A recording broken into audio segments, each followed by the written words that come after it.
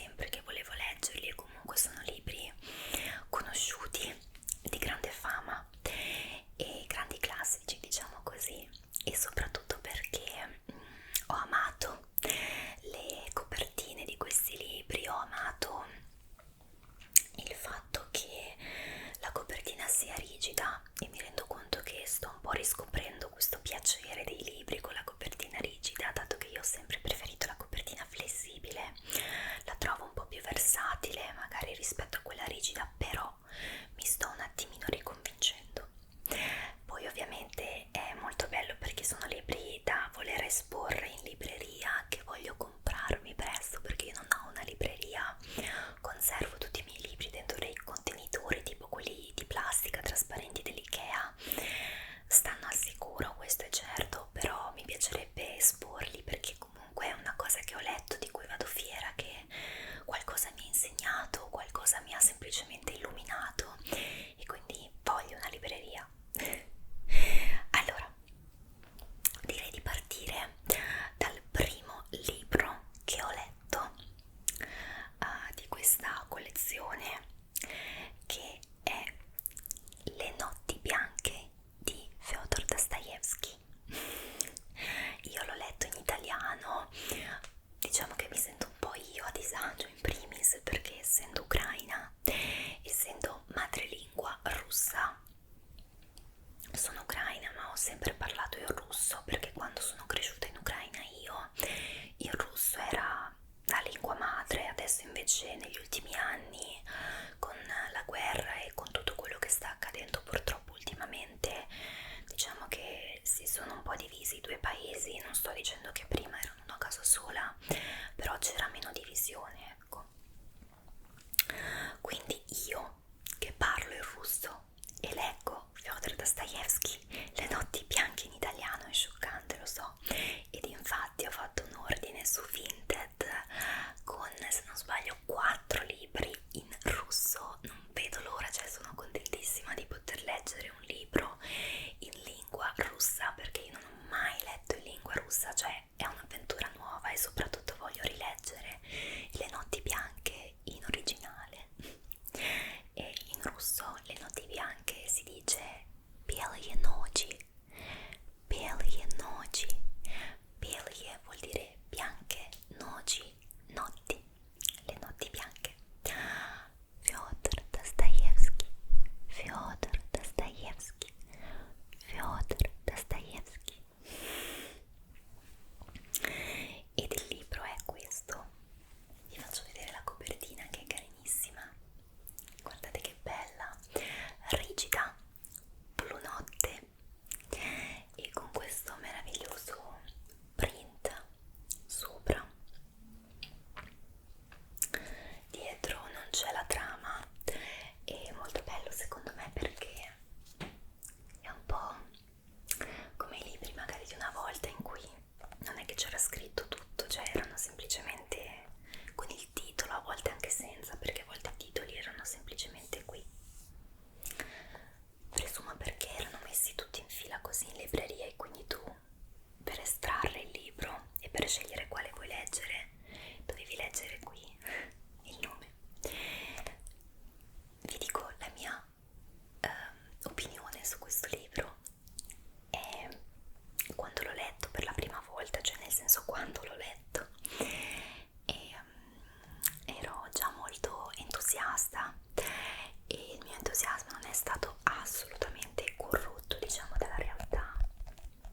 È un libro bellissimo, semplice, è un romanzo, però ti trasmette un po' quel vibe della Russia della fine del 1800 e l'inizio del 1900, se non sbaglio, oppure l'inizio del 1900, non ricordo di preciso, però più o meno l'epoca è quella. E è stato molto interessante entrare nella mente di questo ragazzo di cui si parla in questo romanzo, appunto, che si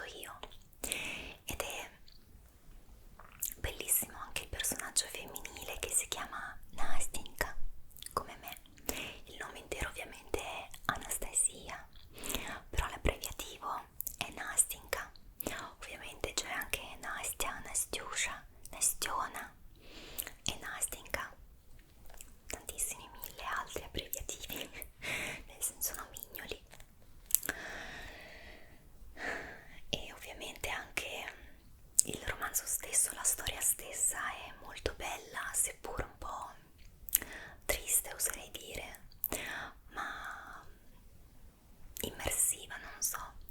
È un romanzo cortissimo, da pochissime pagine, composto da poche pagine, ma molto molto bello, cioè mi è piaciuto tanto. Quando l'ho letto ho messo anche un po' di musica su Spotify, ho una playlist dedicata alla lettura, un po' di pianoforte proprio delicato delicato, basso basso, a volte mi aiuta ad immergermi di più nella narrativa del libro, che sia un libro romanzo o che sia un libro semplicemente narrativo appunto.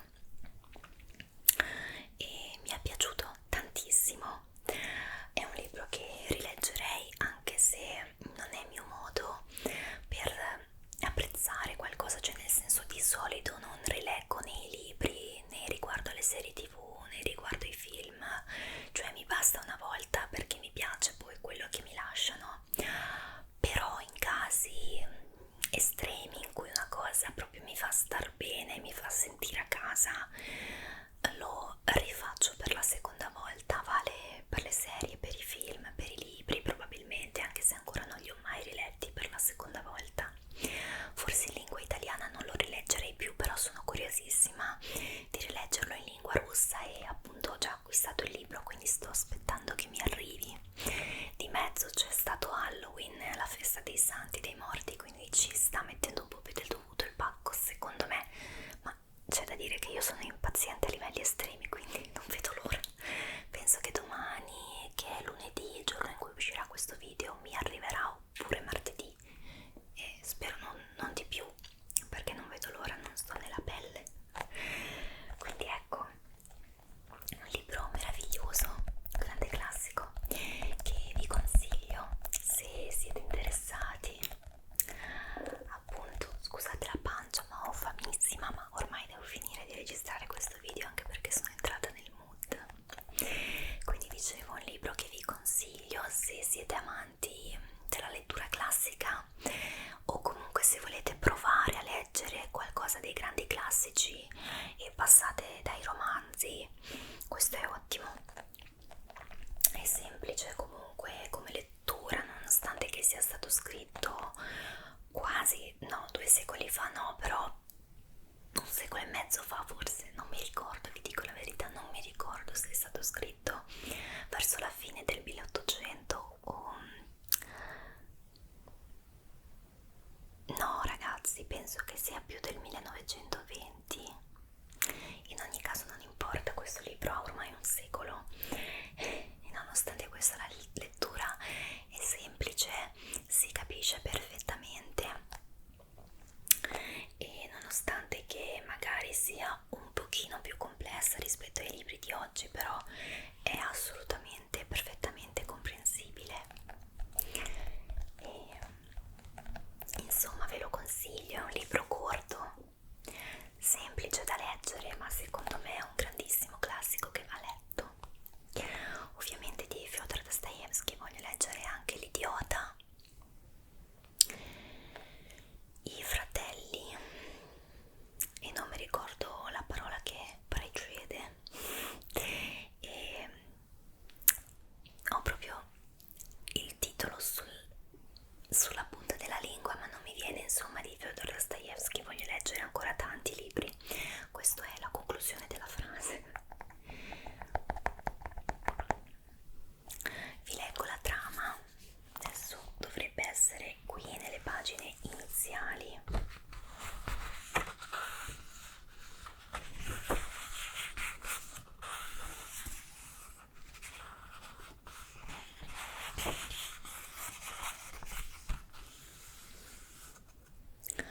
All'inizio dell'estate le notti sono speciali a San Pietroburgo. Quando il sole scende appena sotto l'orizzonte, dà vita alle notti bianche, nelle quali la luce non smette di brillare, radiosa come la neve. Dostoevskij scrisse questo romanzo negli anni delle rivoluzioni che agitarono l'Europa nel 1848, nelle quali fu coinvolto lui stesso. Come le notti bianche alterano l'umore dei suoi personaggi,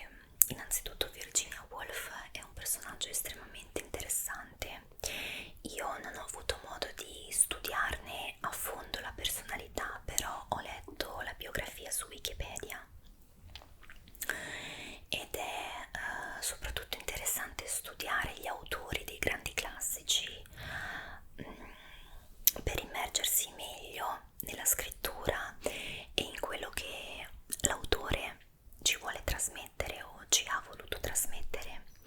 Io ho fatto lo stesso anche per Fyodor Dostoevsky, ho studiato un po' la sua storia, la sua biografia, chi era, dove è nato, che infanzia ha passato, che vita ha passato, le relazioni che ha avuto, ed è stato estremamente interessante sia per una questione personale, per studiare il personaggio, comunque abbastanza importante nella storia della letteratura, ma anche per una questione per capire meglio quel che lo spingeva nello scrivere determinate cose. E comunque è sempre interessante avere la mente aperta e studiare. E stessa cosa ho fatto per Virginia Woolf, quindi sono riuscita a capire meglio quel che lei ha voluto trasmettere, quel che lei ha voluto far capire al lettore, studiando anche il suo personaggio. Beh, il libro in sé è veramente bellissimo, di questo bellissimo viola con questi meravigliosi fiori, quindi parlando di edizione molto bella. C'è chi dice che la scrittura, la traduzione, l'impaginazione dei libri di questa collezione non sia un granché. Io devo dire la verità, ho letto solo questa traduzione, solo questa edizione, ma mi è piaciuta tantissimo, sono riuscita a cogliere il significato e non ho trovato nulla che non vada, anche a questione di ortografia, virgole, puntini, cioè è stato tutto corretto, quindi mi è piaciuto, ecco. Poi non so, fatemi sapere voi nei commenti cosa ne pensate. E detto ciò, questo libro mi ha aperto una visuale sulla letteratura diversa, nel senso che io effettivamente non avevo mai pensato al fatto che le donne non avessero il diritto effettivamente di esprimersi tramite la scrittura nei secoli scorsi, ed effettivamente non ho mai pensato che gli uomini possano aver avuto la visuale e la credenza che le donne non solo non abbiano il diritto di scrivere, di esprimersi tramite la scrittura e tramite lo studio, lo studiare, l'evolversi, ma proprio che avessero un'idea primordiale della donna, quando in realtà io sono dell'idea, come viene citato anche da Virginia Woolf in questo libro, che alla fine si parla sempre delle donne, e secondo me proprio perché la donna ha quell'energia femminile che anche gli uomini hanno, ma molto spesso diciamo che la ingabbiano, e appunto questa energia femminile manderebbe avanti il mondo e lo renderebbe un posto migliore. Purtroppo anche molte donne al giorno d'oggi la stanno un po' perdendo. La mia pancia concorda con quello che sto dicendo, questo è un dato di fatto. Dicevo che purtroppo al giorno d'oggi, ma in generale, alcune donne non hanno tanta energia femminile, anche perché comunque va coltivata. E però questo libro è uno di quei grandi classici che vi consiglio di leggere, molto interessante e un pochino complesso da comprendere, magari per una questione di complessità anche a livello letterario. In questo forse un'altra edizione sarebbe meglio, non lo so, non vi so dire. In ogni caso è un libro in cui un attimino bisogna immergersi, bisogna un po' impegnarsi, però ne vale la pena. Mi è piaciuto molto il suo messaggio finale. Ovviamente bisogna immedesimarsi nel 1928, negli anni 20 in cui è stato scritto questo libro, appunto, quindi certi messaggi ovviamente sono stati mandati, pensati proprio in base al periodo che c'era, però è assolutamente un libro contemporaneo e valido anche al giorno d'oggi, e che si può pur sempre interpretare come tantissime cose, no? Della vita, anche se sono vecchissime, si possono interpretare sempre al giorno d'oggi.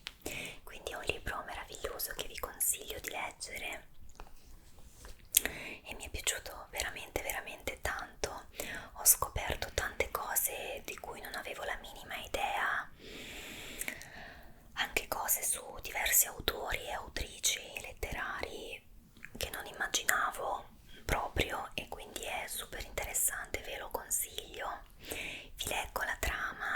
riesco, e se la trovo, ma dovrebbe essere qui come nell'altro libro, eccola qua. Di che cosa ha bisogno una donna per poter scrivere? La risposta era ovvio per un'autrice che nel 1928 aveva creato 3 capolavori, anche se la fama non l'aveva ancora raggiunta. Erano passati pochi anni da quando le donne avevano ottenuto il diritto di voto in Gran Bretagna, grazie alla lotta delle suffragette, e l'eco del mondo vittoriano si faceva ancora sentire.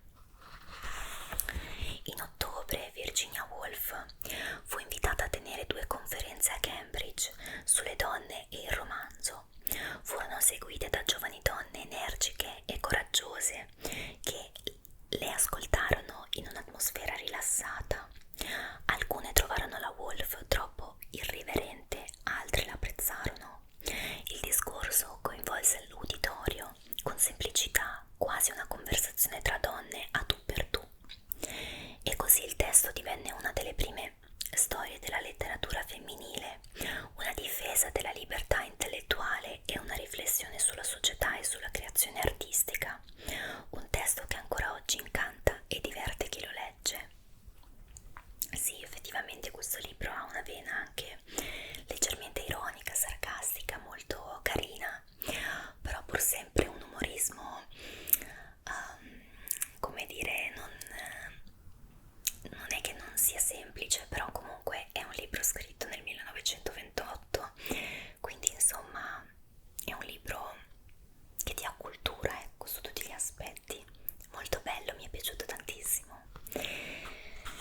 Mi ha colpito profondamente una parte di questo libro che probabilmente non vi troverò mai, perché non è così facile, però mi ha assolutamente sconvolto. L'ho trovato incredibile, come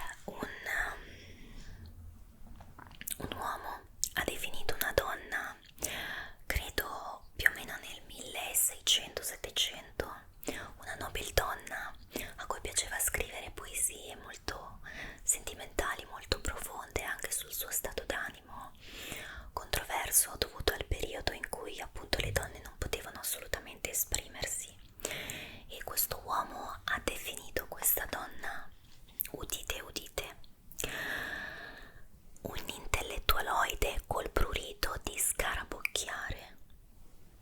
Cioè non so se ci rendiamo conto di quello che le donne del passato, le nostre antenate, hanno dovuto subire e passare, e al giorno d'oggi, per quanto a volte ancora ci lamentiamo di non avere i diritti per fare determinate cose o di esprimerci, ma rispetto ad una volta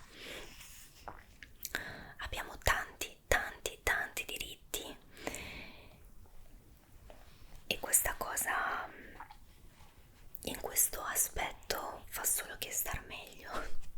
Cioè oggi noi donne possiamo scrivere, leggere, studiare, fare tutto quello che vogliamo, eppure a volte non lo facciamo. E alla fine del libro Virginia ha dato un consiglio a noi donne, che è proprio quello di non stare ferme, è proprio quello di evolversi, studiare, informarsi, acculturarsi sempre di più e stare al passo con questa cosa, diciamo così. Adesso non vi so dire di precisamente proprio le sue parole, quello che ha detto, dovreste leggere il libro, però di grandi linee mi ricordo questo.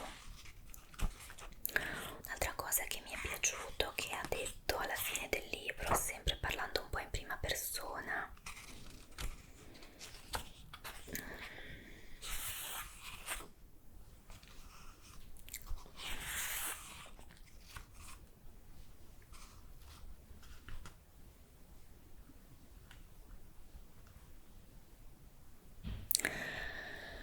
esempio, mi trovo a dire in breve e prosaicamente che è molto più importante essere se stessi piuttosto che chiunque altro. Non sognate di influenzare gli altri, mi verrebbe da dire, se sapessi come farlo suonare esaltante. Pensate alle cose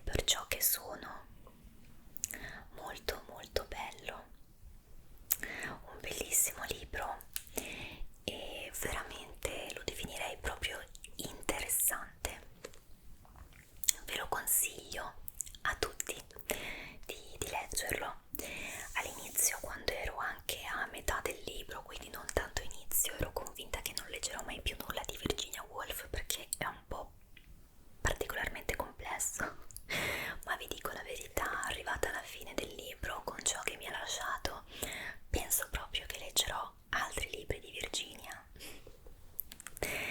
Quindi ecco, sono molto contenta di aver letto questi due libri.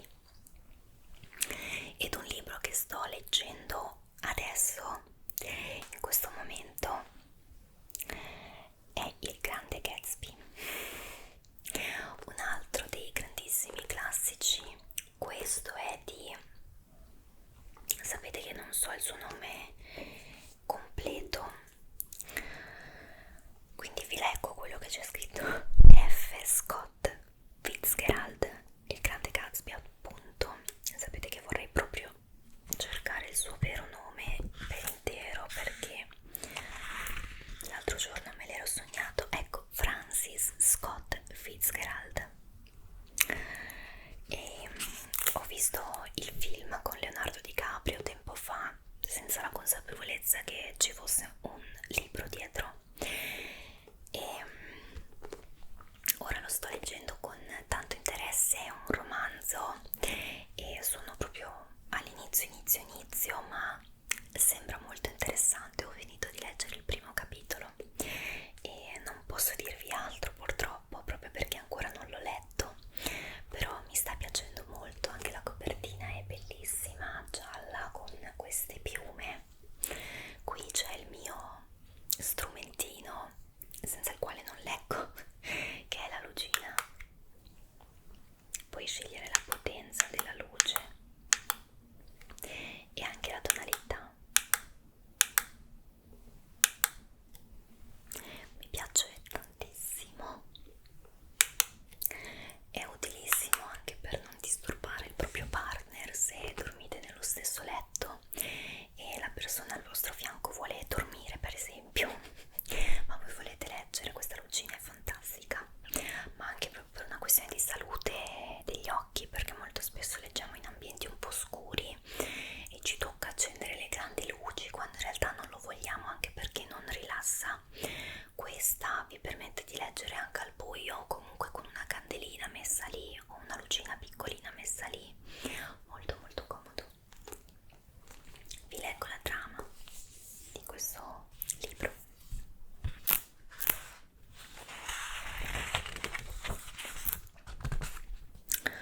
La musica, i balli e le feste erano al centro della vita sociale dei ruggenti anni '20. Nel Grande Gatsby, Francis Scott Fitzgerald cattura superbamente l'atmosfera vibrante dell'età del jazz a New York, ma offre anche una critica incisiva degli eccessi e della superficialità di un'elite di cui, paradossalmente, l'autore desiderava disperatamente far parte. Questo romanzo racconta la storia dell'enigmatico milionario Fay Gatsby o Jay Gatsby, non ho capito, penso Fay Gatsby, magnate che organizza feste sfarzose nella sua villa nella fittizia località West Egg, situata a Long Island, nel tentativo di riconquistare il suo amore perduto, Daisy Buchanan. Ma mentre le ore passano e gli ospiti ballano e si divertono, il vero volto della realtà fa capolino, ricordandoci che la felicità si trova oltre le ricchezze materiali e gli aspetti effimeri. Scusate se ho pronunciato qualcosa in maniera sbagliata, ma a volte quando leggo non mi rendo conto se pronuncio qualcosa male o no, perché le parole scorrono nella testa, le leggi un po' così come le leggeresti, ma non ti rendi conto se effettivamente le leggi bene o meno. Quindi mi scuso, correggetemi se c'è bisogno. Quindi ecco, un romanzo sicuramente molto interessante e spero appunto con anche un significato dietro, ma ne sono certa.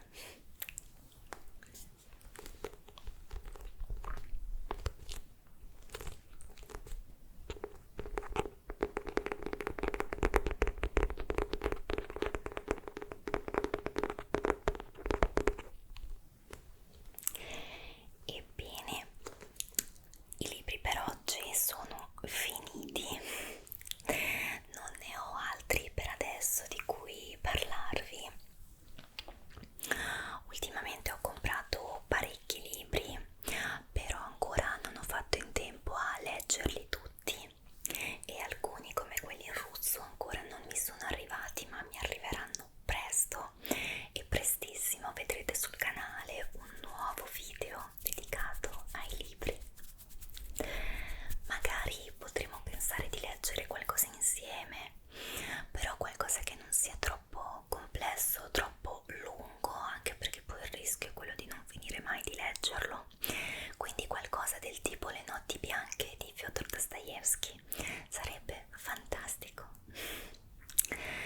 Io spero davvero tantissimo che questo video vi sia piaciuto e vi abbia rilassati. Fatemi assolutamente sapere nei commenti se avete letto qualcosa di questi libri, cosa ne pensate, se vi sono piaciuti e magari se avete consigli da darmi su altri libri da leggere. Vediamo se indovinate, e se indovinate appunto, se mi consigliate dei libri che ho già acquistato e che sono già nella mia lista da leggere. Ecco, questo volevo